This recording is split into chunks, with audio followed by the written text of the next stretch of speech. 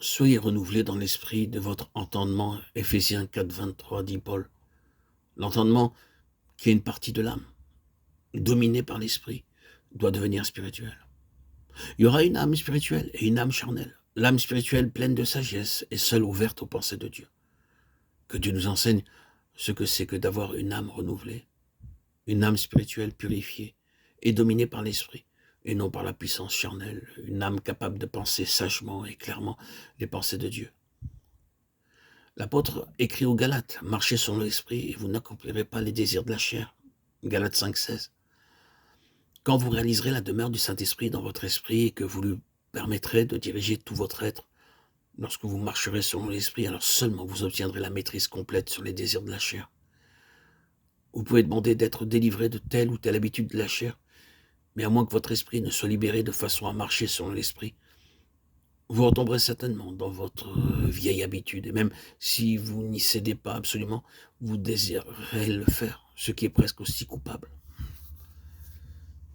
Dieu veut que vous soyez délivrés de la servitude de la chair, et le moyen pour y arriver, c'est de laisser l'esprit gouverner, de façon à ce que le corps soit complètement sous sa domination. Nous voyons dans le Seigneur Jésus, au tombeau de Lazare, comment l'esprit travaille en maître, dominant les armées du mal. Jésus frémit dans son esprit, Jean 11, 33. Frémir ici est l'expression de la douleur profonde, mêlée d'indignation produite dans l'âme du Seigneur, à la vue du pouvoir de la mort sur l'esprit de l'homme. Il alla à la tombe de Lazare avec indignation contre le prince de la mort. Et cette indignation de son esprit éclata avec force et puissance, quand il s'écria triomphant de toutes les puissances du mal, Lazare, sort.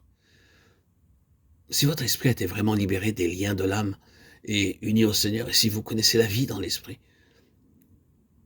vous comprendrez dans quelle attitude Jésus s'approcha de ce tombeau, car c'est la même indignation du Saint-Esprit dans votre esprit qui vous donne la victoire sur les puissances des ténèbres. Il y a quelque chose dans votre esprit, à l'instant où vous percevez l'œuvre du diable, qui éclate avec une indignation qui ne vient ni de votre chair, ni de votre intelligence, ni de votre vie de l'âme. À vous. Mais c'est l'autorité du Saint-Esprit, dans votre esprit, qui jaillit de vous en une étincelle de puissance divine. Vous ne pouvez pas travailler efficacement à délivrer les âmes sans cette indignation qui jaillit de votre esprit, car c'est l'action de Dieu au-dedans de vous.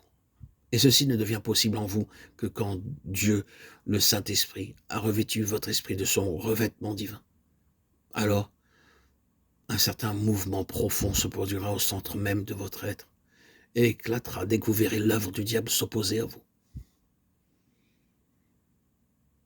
Une grande puissance n'est pas toujours une grande influence, mais c'est quelque chose qui se ressent et qui dit en nous avec une autorité tranquille, ceci est l'œuvre de Satan.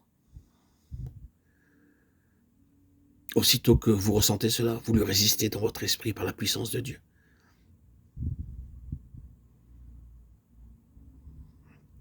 Telle est la vie de victoire à laquelle Dieu veut nous amener. Nous voyons maintenant la nécessité de la croix et de la parole de Dieu, laquelle aussi opère en vous qui croyez. 1 Thessaloniciens 2,13. D'un côté, nous regardons au calvaire comme étant la base de toute l'œuvre de Dieu en nous. Et de l'autre côté, nous voyons comment la parole de Dieu doit agir continuellement en nous. Voulez-vous laisser la parole de Dieu pénétrer en vous jusqu'à la division de l'âme et de l'esprit? Il y aurait beaucoup à dire sur la marche selon l'esprit. Il y a cet esprit doux et paisible, 1 Pierre 3, 4. Puis il faut apprendre à ne pas agir sans être en coopération avec le Saint-Esprit. Vous pouvez discerner instantanément quand vous parlez par votre intelligence, par vos facultés mentales et non dans l'esprit. Bien des gens tiennent de superbes réunions bibliques, mais elles sont mortes à moins d'être vivifiées par la puissance du Saint-Esprit, agissant dans votre esprit.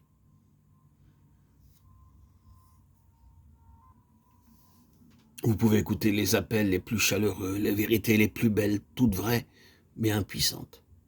Hélas, ceux qui parlent ne se rendent pas toujours compte que la vie n'y est pas, et que ce ne sont que des productions purement mentales. Il vous est possible d'expliquer la Bible de telle façon que vous n'explosiez qu'une suite de vérités mortes, parce qu'elles viennent uniquement de votre lumière intellectuelle. Si au contraire ces vérités viennent par votre esprit, à travers vos facultés mentales qui ont été épurées et vivifiées, alors il y a la lumière et la vie.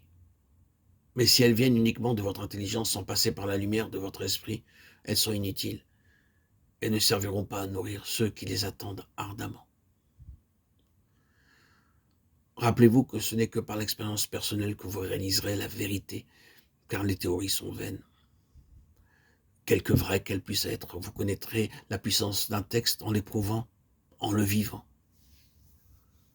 Vous ne pouvez comprendre ce que nous venons de dire sur la différence entre l'âme et l'esprit qu'en l'expérimentant et en demandant au Saint-Esprit de vous faire reconnaître et discerner ce qui vient de l'un et de l'autre.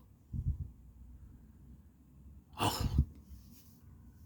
chers amis, frères et sœurs en Christ, mes bien-aimés, auditeurs, auditrices, qu'il daigne nous conduire jusqu'au plus haut degré de cette vie de plénitude selon l'Esprit, à laquelle nous pouvons tous atteindre